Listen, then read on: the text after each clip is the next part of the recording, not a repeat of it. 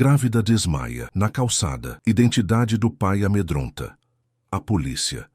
Uma tarde comum no centro da cidade se transforma em caos, quando uma mulher grávida cai desmaiada na calçada em frente a um prédio antigo. Alguns transeuntes param, olham, hesitam. E logo dois policiais que patrulhavam a rua correm em direção a ela. Um deles se agacha, tenta acordá-la, verifica os sinais vitais e fala pelo rádio solicitando ambulância urgente. O outro afasta os curiosos e percebe marcas de agressão nos braços e no rosto da mulher. Quando a ambulância chega, ela é levada inconsciente para o hospital local. No hospital, ao ser examinada, os médicos descobrem que, apesar do estado frágil, a gravidez ainda está estável e o bebê está vivo. Ao recobrar a consciência, ela entra em pânico. Tenta fugir, grita e se agarra à maca dizendo que precisa proteger o filho, mas não revela o motivo. A assistente social do hospital tenta conversar com ela calmamente. Consegue seu nome, mas o restante da história é nebuloso. Ela apenas repete que o pai do bebê não pode saber onde ela está. Enquanto isso, os policiais iniciam uma investigação para descobrir quem ela é e de onde veio. Descobrem que ela havia dado entrada em um abrigo semanas antes fugindo, de outra cidade com aparência assustada e documentos rasurados. Os policiais ampliam a busca por registros antigos e acham uma foto dela ao lado de um homem conhecido nos noticiários. Ele é um ex-militar atualmente envolvido com grupos extremistas, procurado por investigações federais. O nome dele surge em relatórios secretos, como suspeito de comandar operações clandestinas e manter pessoas sob ameaça. A polícia percebe que o medo da mulher pode estar diretamente ligado a esse homem. A notícia chega ao comandante, que ordena proteção imediata à paciente. Os dias seguintes são tensos. Um dos investigadores tenta conversar com ela novamente, mostrando apenas uma silhueta do suspeito, sem mencionar nome. Ela entra em choque e confirma com um gesto quase imperceptível, mas implora para que não o procurem, dizendo que ele sempre descobre tudo. Os policiais montam guarda no hospital. A mídia começa a desconfiar da movimentação e rumores surgem sobre a identidade da paciente. Ela então decide revelar a verdade ao investigador. Diz que o homem era seu mentor, quando serviu brevemente no exército. Foi manipulada e acabou presa em uma rede de ameaças e controle psicológico. Engravidou sem saber como fugir e passou meses sendo movida entre casas abandonadas até conseguir escapar por uma janela, após ele ser chamado para uma reunião de emergência. A polícia então monta uma operação para capturá-lo com base nas informações dela. A operação falha, ele descobre, e envia um recado ameaçador ao hospital. A mulher é levada sob sigilo para um abrigo especial com nova identidade. Durante esse tempo, ela entra em trabalho de parto prematuro e dá à luz um menino saudável. Mas seu medo permanece. Ela se recusa a sair do quarto, evita janelas e treme ao ouvir sirenes. Os policiais garantem proteção, mas sabem que o homem tem contatos em vários níveis do governo. Ela começa sessões de terapia intensiva com psicólogos especializados em vítimas de sequestro e abuso psicológico.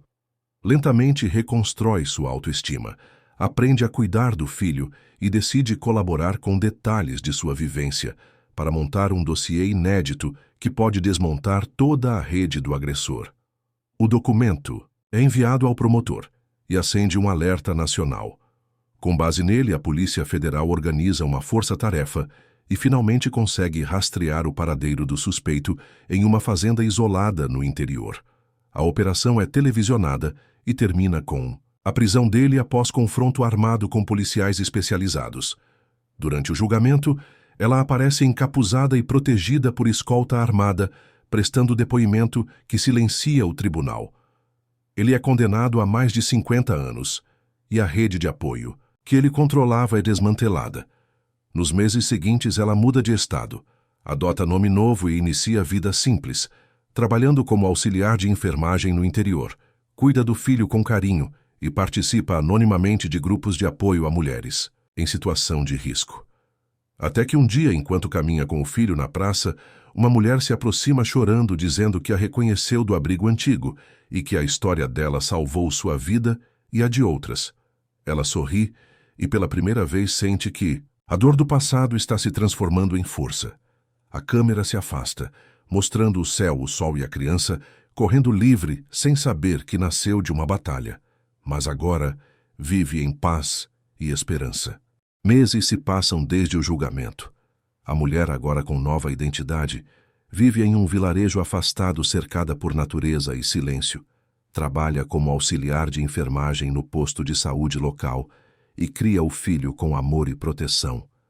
Mas o trauma ainda vive dentro dela. As noites são longas, os pesadelos constantes, e ela dorme com uma faca debaixo do travesseiro, sem confiar plenamente em ninguém. Um dia recebe uma carta sem remetente, apenas com a frase "Eu sei onde você está" em letras maiúsculas recortadas de jornal. O medo retorna com força. Ela tranca portas, evita sair de casa e pede para mudar o turno no trabalho. Mas o chefe nega, dizendo que é paranoia. A única pessoa em quem confia é uma senhora idosa que mora ao lado, que a trata como neta. Essa senhora percebe o estado de pânico e oferece ajuda. Leva chá, conta histórias antigas e lembra como enfrentou a ditadura, escondendo gente em casa. A mulher começa a se abrir um pouco e conta parte do passado, sem detalhes. A senhora entende e a acolhe como família. Enquanto isso, na cidade, um detetive que acompanhou o caso original continua desconfiado que o condenado, na verdade, usava uma identidade falsa, pois os registros de nascimento dele não batiam com os dados. De infância, ele decide investigar por conta própria e descobre que o homem tinha um irmão gêmeo desaparecido que pode ter assumido sua identidade para escapar de acusações antigas. Ao mesmo tempo, dentro da prisão, o verdadeiro agressor está forjando sua fuga com a ajuda de contatos antigos, e a mulher começa a sentir calafrios constantes, como se pressentisse algo. Ela começa a ensinar o filho a correr rápido, se esconder e a gritar por ajuda em situações de perigo. As vizinhas acham estranho, mas ela insiste em ser precavida. Até que uma noite uma movimentação estranha acontece na estrada próxima. Homens com lanternas rondam as casas e câmeras são desligadas por segundos. Quando a polícia chega, não encontra nada.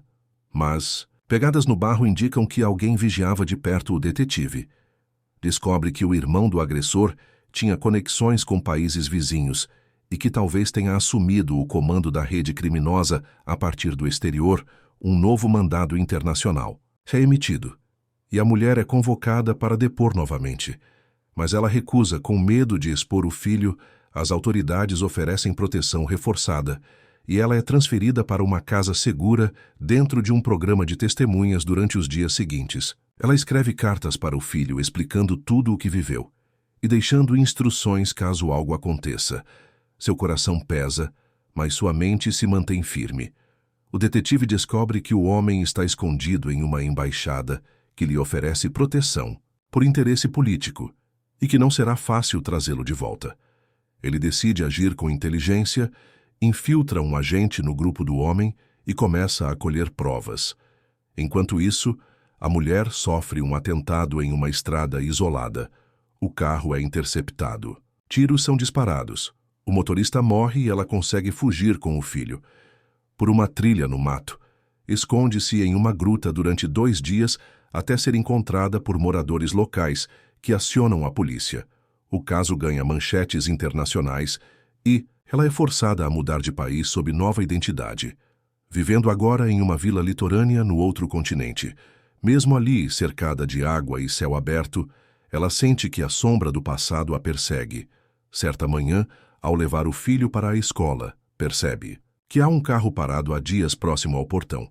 Os policiais investigam e descobrem que o carro foi alugado por uma mulher que não aparece nas câmeras. Ela entra em pânico, muda de casa, novamente começa a gravar vídeos secretos contando sua história completa, envia cópias para advogados, jornalistas, ativistas e esconde backups com a senhora, que a ajudou no passado, que agora vive em asilo com Alzheimer e guarda os arquivos sem saber o que são.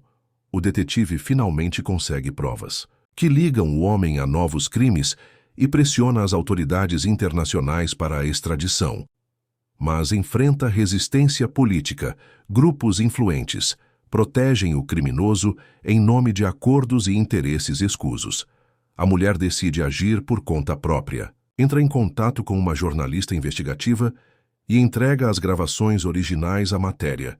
Explode na mídia mundial, revelando uma rede que envolve militares políticos, juízes e empresários.